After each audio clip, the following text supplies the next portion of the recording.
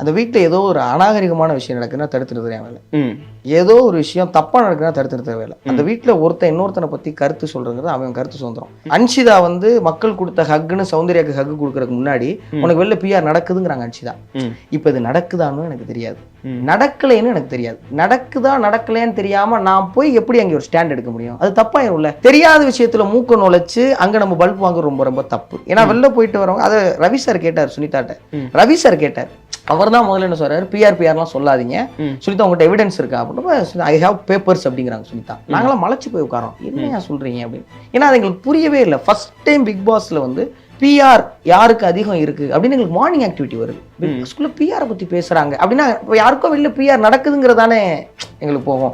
அது சௌந்தர்யாவுக்கா இல்ல சௌந்தர்யா அக்செப்ட் பண்ணிட்டாங்க. ஆமா, எனக்கு வெளிய ஃப்ரெண்ட்ஸ் கிட்ட நான் சொல்லிட்டு வந்தேன்றது அவங்க அக்செப்ட் அவங்க சொன்னாங்க. ராணுவ ஒரு இடத்துல சொல்றாப்ல வீட்டுக்குள்ள, ஆமா என் ஃப்ரெண்டு தான் எனக்கு பண்ணி கொடுக்குறாப்லன்னு சொல்றாப்ல. இப்போ இந்த பிஆருங்கிறதுலே பல விஷயங்கள் இருக்குண்ணே. இப்போ ரவி சார் வீட்டுக்குள்ள வந்து என்ன பண்ணாரு எனக்கு தெரியாது, தெரிஞ்சா தடுத்து நிப்பாட்டிப்பேன். ஆனால் என்ன பண்ணாரு, எங்க ஒரு இடத்துல முத்துக்குமரனுக்கு ஆதரவு தெரிவிக்கிறார்.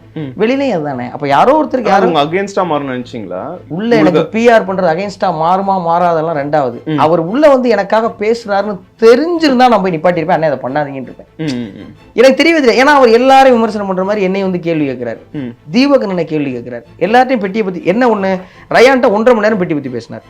ஏன்ட்டையும் மீத பவித்ரா, ஜாக்லின், அருண், விஷால் எல்லாத்தையும் ஒரே மாதிரி தான் பெட்டியை பத்தி பேசினார். அப்ப ரயான் ஒண்ணு, நாங்க 7 பேர் இந்த பக்கம் ஒண்ணு. ஏன்னா அதுக்கு ஒரு சில காரணம் சொல்றாரு. அவன் டிடிஎஃப் வந்துட்டான், அவன் பெட்டி எடுத்து வெளியே போயிட்டான், டாப் 5ல ஒரு சீட்டு காலியாகும், சேலஞ்ச் 8ல இருந்து உள்ள போலாம். ஆனா அவர் அதுக்கு ஒரு ரீசன் வச்சிருக்காரு. அது வேலிடா இல்லையாங்கிறதெல்லாம் அது அவரை சார்ந்தது, மக்களை சார்ந்தது. இப்படி அவர் எல்லாரையும் கேள்வி கேட்கும்போது என்னையும் கேள்வி கேட்டதுனால அவர் எனக்கு சப்போர்ட் பண்ணாருன்னு எனக்கு தெரியவே தெரியாது. அவர் ஒரு இடத்துலயும் என்னை பத்தி பேசினா தெரிஞ்சுதான் நிறுத்திருக்கலாம், அங்கேயே நிறுத்திருப்பேன்.